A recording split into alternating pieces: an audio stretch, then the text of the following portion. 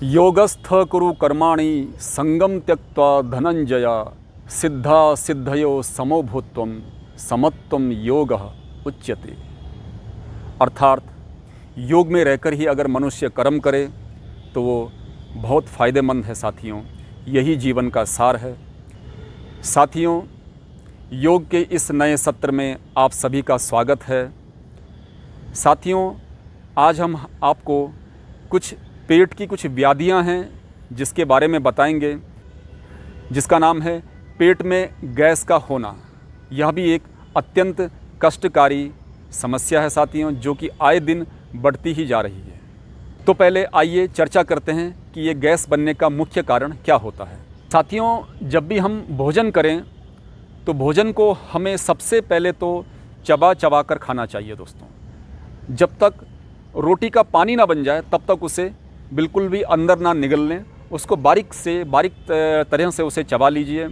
कोई भी भोजन हो, जितना उसे बारीक टुकड़ों में काट दिया जाएगा, तोड़ दिया जाएगा, उतना वह पचने में आसान होगा और गैस नहीं बनाएगा। दूसरा साथियों, भोजन को धीरे धीरे खाएं। यानी कि अगर आप नाश्ता कर रहे हैं तो कम से कम नाश्ता करने में लगाइए आप करीबन 12 से 15 मिनट आप नाश्ता करने में लगाइए। बहुत से लोग बहुत ही जल्दी भोजन को खा लेते हैं। हो सकता है उनको कुछ देर हो जाती हो ऑफिस के लिए, स्कूल के लिए, तो इसका पालन करें साथियों। और यदि आप दिन का भोजन ले रहे हैं तो कम से कम आपको 20 मिनट से अधिक का समय लगना चाहिए। 20 से 30 मिनट का समय आपको लगना चाहिए। इतने समय अंतराल में आप भोजन को करें। यानी कि आप 5 मिनट में ही भोजन को किनारे ना कर दें। मतलब 5 मिनट में ही भोजन जो है आपने खा लिया, ऐसा ना करें, या 10 मिनट में खा लिया, ऐसा ना करें। क्योंकि धीरे खाएंगे तो वो ज़्यादा बारीकी से उसको चबाया जा सकता है और फिर वो भोजन अच्छी तरह से पचेगा, पेट में गैस को नहीं बनाएगा साथियों। ज़्यादा भोजन ना करें साथियों, अधिक से अधिक भोजन ना करें। मतलब पेट को थोड़ा सा खाली भी छोड़ दीजिए। मान लीजिए आप जैसे मिक्सी है, मिक्सी में हम जूसर मिक्सर ग्राइंडर की बात कर रहा हूँ। आप जैसे मिक्सी है, मिक्सी में कोई चीज़ हम घुमाते हैं तो अगर जार को हम पूरा फुल भर देंगे तो वो घूमने में दिक्कत उसको होगी, पूरी तरह से नहीं घूम पाएगा। माना हमने पपीता, सेब के टुकड़े जार से फलों को काट के जार में फुल भर दिया और फिर हम उसका जूस बनाने के लिए उसको घुमाएंगे तो वो घूमेगा ही नहीं, क्योंकि वह ऊपर से लेके जार ऊपर से लेके नीचे तक फुल है।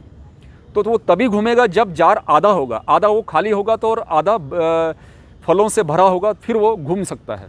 ठीक ऐसे ही हमारी जो पेट है, वो जब पेट थोड़ा सा उसमें खाली स्थान होगा फिर वो अच्छी तरीके से उसका जठराग्नि उसको पचाएगी, भोजन अच्छी तरह से पचेगा साथियों। कुछ चीज़ें हैं साथियों, जैसे कि हम सलाद खाते हैं तो सलाद को भोजन से आधा घंटा पहले खा लीजिए। पैदल चलना ना छोड़ें। लोगों ने पैदल चलना बिल्कुल ही छोड़ दिया है साथियों। पैदल चलना अति आवश्यक है, चाहे हम दिन में चलें, रात्रि में चलें, सुबह चलें, किसी भी समय, तो इस प्रकार से पैदल चलना बहुत ज़रूरी है साथियों। इसके अलावा रात्रि में खट्टा बिल्कुल भी ना खाएं, यह पेट में गैस बनाता है। रात्रि खट्टा कुछ विशेष कंडीशन में ही खाया जाता है साथियों। मंडूक आसन आप कर सकते हैं। मंडूक आसन में आप इस प्रकार से ये करें, जैसे मैं आपको एक बार करके बता देता हूँ कि मंडूक आसन कैसे किया जाता है। मैं आपको साइड से दिखा देता हूँ। ये मंडूक आसन भी गैस के लिए बहुत अच्छा है। इसमें आप क्या करते हैं कि अपने मुट्ठियों को बंद कर देते हैं इस प्रकार से। ये तरीका है मुट्ठियों को बंद करने का, और इसे आप अपनी नाभि के ऊपर लगा सकते हैं। ऐसे नाभि के दोनों ओर इसको लगाना है, अंगूठा अंदर, उंगलियां बाहर, और इसको नाभि के अंदर, और सांस को पहले बाहर छोड़ दें और आगे की ओर झुक जाएं।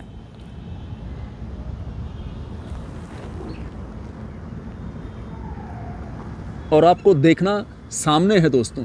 बहुत से लोग इसको नीचे सिर रख देते हैं, ऐसा बिल्कुल भी ना करें। देखें हमेशा सामने ही।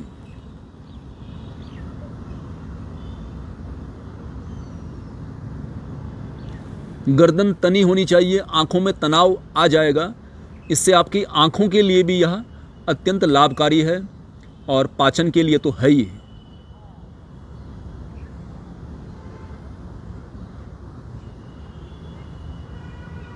आप श्वास को थोड़ी देर रोके रखें, फिर श्वास लेने की इच्छा हो तो आप धीरे धीरे थोड़ा थोड़ा सांस ले सकते हैं। 1-2 बार सांस लें और एक बार में 1 मिनट तक रुकें, नीचे रुकें। फिर 1 मिनट के बाद आप श्वास को ऊपर भरते हुए खड़े हो जाएं, बैठ जाएं। ऐसा नहीं करना है कि तुरंत झुके फिर ऊपर उठ गए। इस तरह से साथियों इसको ना करें। इसको कम से कम 1 मिनट तक आपको रुके रहना है, ऐसे इसी पोजीशन में रहना है। और कुछ इसका एक और तरीका भी है, आप चाहें तो सांस छोड़ते हुए बाहर, सांस को छोड़ते हुए आगे की ओर बढ़ें।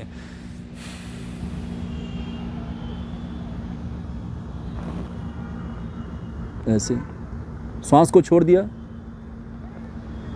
गर्दन को सीधा, आंखों को सीधा सामने की ओर देखेंगे। और अगर बीपी के पेशेंट हैं और अस्थमा है, किसी को बीपी है, शुगर है इत्यादि है, तो वो श्वास को ना रोके, वो थोड़ी देर ऐसे रहे और श्वास को लेते रहे। उन्हें रोकना अलाउड नहीं है। जो बीपी के और अस्थमा के और हार्ट के पेशेंट हैं वो श्वास को ना रोकें, वो सीधे इस पोजीशन में भी श्वास को ले सकते हैं। इस प्रकार से ले सकते हैं, छोड़ सकते हैं। और 1 मिनट के बाद आप अपनी पुरानी पोजीशन में आ जाएं। तो ये है साथियों मंडूकासन का पहला चरण। दूसरा है, आप एक हथेली को नीचे रखें और दूसरी को उसके ऊपर रख के नाभि के एरिया को आप दबा दें इस प्रकार से, और श्वास को झटके से बाहर छोड़ दें।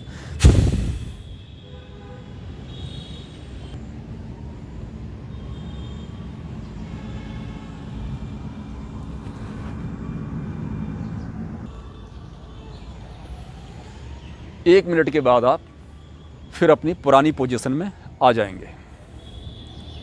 श्वास को भरते हुए, श्वास को ऊपर लेते हुए आप पुरानी पोजीशन में आ जाएंगे। ये तो था साथियों मंडूकासन। उत्तान पादासन भी पेट में गैस को दूर करता है साथियों। अब इसे कैसे करेंगे उसे भी आप देख लीजिए साथियों, कैसे करना है। तो आप इसमें सीधा जो है पहले ज़मीन में लेट जाएं, आसमान की तरफ मुंह करके, और दोनों हाथ आपको ज़मीन में, हथेली ज़मीन में टच करा देनी। इस प्रकार से ज़मीन में रख दें।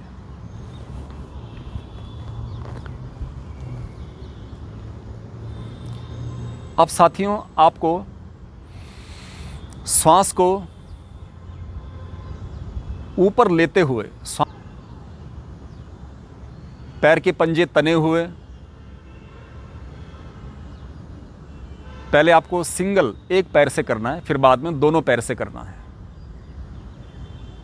30 डिग्री, करीबन 30 डिग्री पर आप पैर को ऊपर की ओर उठाएंगे। इतना भी नहीं उठाना है, इतना ऐसा भी ना करें आप, इसको सिर्फ इतना उठाएं 30 डिग्री तक।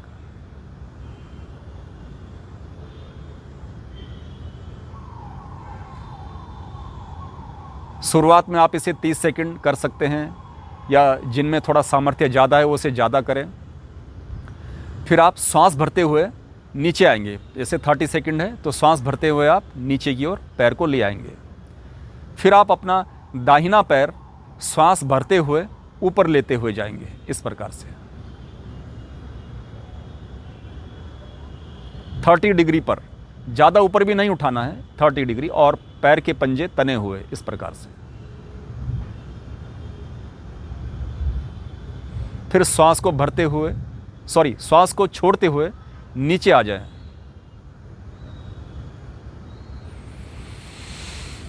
और आप श्वास को लंबी गहरी श्वास लें, 1-2 बार लंबी गहरी श्वास लें। अब आपको दोनों पैर को एक साथ उठाना है 30 डिग्री पर और श्वास को ऊपर भरते हुए। ठीक है साथियों, हथेली आपकी ज़मीन में ही रहेगी, ये पोजीशन। गर्दन आप नहीं उठाएंगे,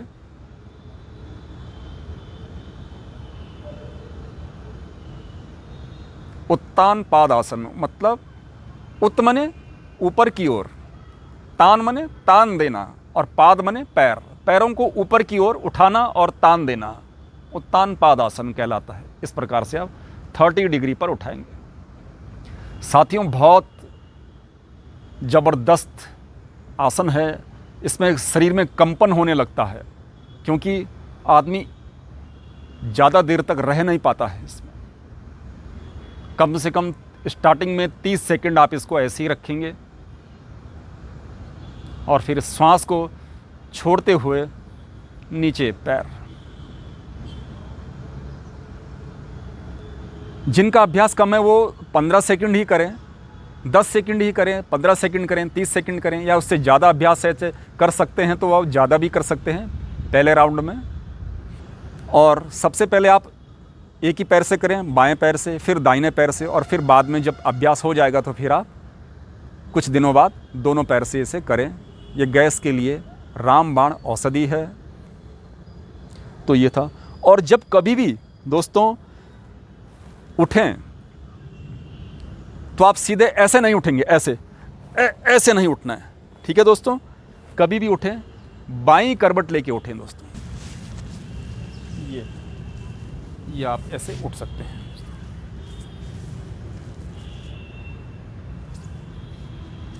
तो साथियों, ये था उत्तान पादासन। ये गैस के लिए बहुत ही रामबाण औषधि है, रामबाण ट्रीटमेंट है। इसे आप अपनाएं, प्रैक्टिस करें। सुबह खाली पेट इसे करें साथियों, क्योंकि अगर इसमें पेट में कुछ भी भोजन का अंश होगा तो आप इसे नहीं कर पाएंगे साथियों, होगा ही नहीं आपसे। तो मैंने कौन कौन सी एक्सरसाइज बताई। एक तो इसमें प्राणायाम आप कपालभाति कर सकते हैं, मंडूकासन करें और उत्तान पादासन करें। ये भोजन को पचाने के लिए बहुत अच्छे आसन हैं, तो इनकी आप प्रैक्टिस करते रहिए। आशा है साथियों आपको ये समझ में आ गया होगा। तो चैनल पर यदि आप नए हैं तो चैनल को सब्सक्राइब करें, लाइक करें, शेयर करें, कमेंट लिखें और अधिक से अधिक पानी पिएं दोस्तों।